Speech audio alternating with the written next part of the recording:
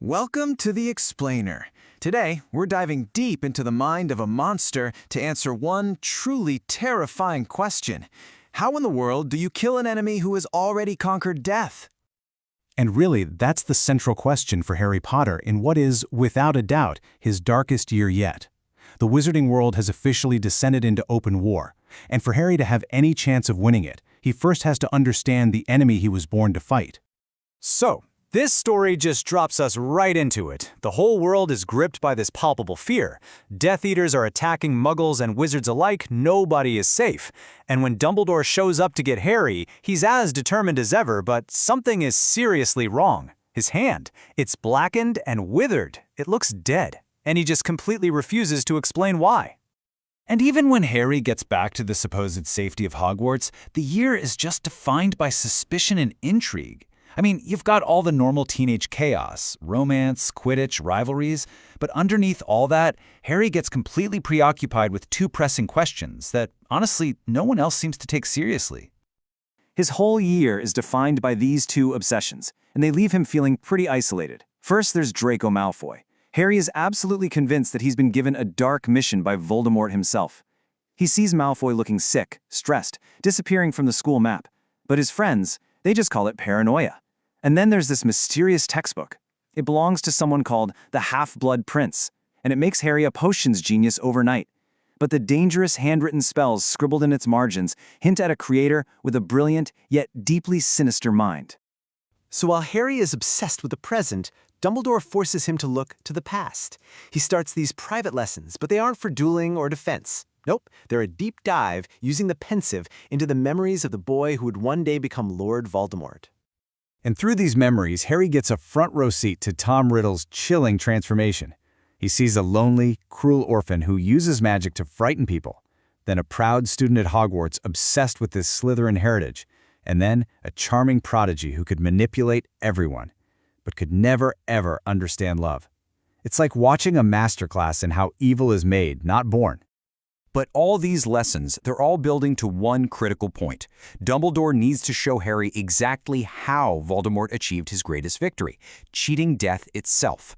And the answer lies in a piece of magic so dark, it was hidden from almost all wizarding knowledge. Okay, let's dive into this, because this one concept, the Horcrux, is literally the key to understanding the entire final act of the Harry Potter saga. So what is a Horcrux? Think of it like the ultimate, darkest kind of magical life insurance policy. By committing an act so evil it literally splits your soul, you can hide a piece of it in an object.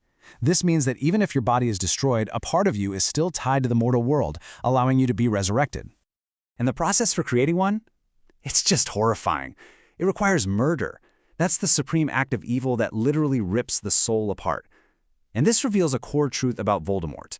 His whole quest for immortality isn't really about power. It's about a profound, pathetic fear of death. For him, immortality can only be bought by systematically destroying your own humanity, piece by piece.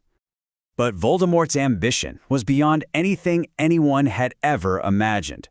After retrieving a crucial hidden memory from Professor Slughorn, the horrifying truth is revealed.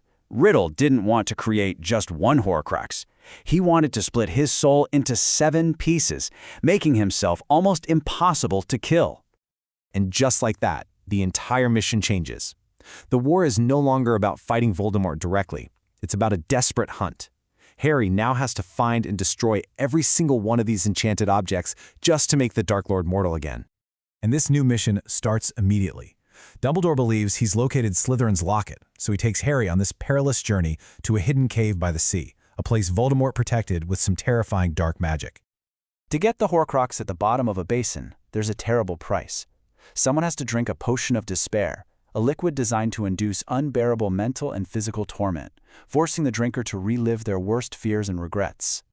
Dumbledore, already weakened, is the one who has to drink. And in this horrifying reversal of roles, Harry is ordered to force his mentor to continue no matter how much he begs. He has to watch as the most powerful wizard he knows is reduced to a helpless, broken state. It's just brutal. They escape the cave with the locket, but it's a Pyrrhic victory. A severely weakened Dumbledore returns with Harry to Hogwarts, only to find the Dark Mark, Voldemort's symbol, hanging over the castle. The enemy is inside the gates. On the astronomy tower, Harry's worst fears are confirmed. Draco Malfoy corners Dumbledore, revealing that his mission all year was to find a way to assassinate the headmaster. And he succeeded, letting Death Eaters into the school using a pair of vanishing cabinets. And this is a crucial moment that defines the book's theme of choice. Draco, for all his dark ambitions, is not a killer. He lowers his wand, unable to commit the act. But just then, Severus Snape arrives, and Dumbledore looks at him and seems to plead. "Severus, please." While Harry is frozen by Dumbledore's spell under his invisibility cloak, he's forced to watch helplessly as Snape raises his wand and utters the killing curse. Dumbledore falls from the tower, and with him, the Wizarding World's greatest protector is gone. In the chaos that follows, Harry pursues the fleeing Death Eaters and Snape. But as Snape escapes, he delivers a parting shot that reframes Harry's entire year and shatters his perception of trust and betrayal. The brilliant, mysterious prince, whose textbook Harry had admired and relied upon all year, was Snape.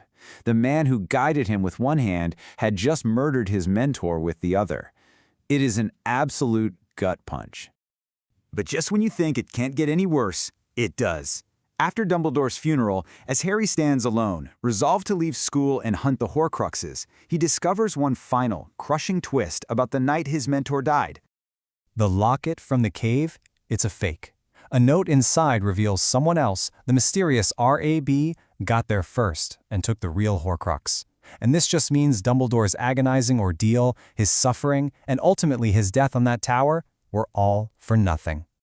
Ultimately, this story reveals a world where evil is made through a series of choices that chip away at the soul. And now, stripped of his mentor, his safety, and his certainty, Harry must finally face his own choices, alone in a war that is no longer coming, but is already here.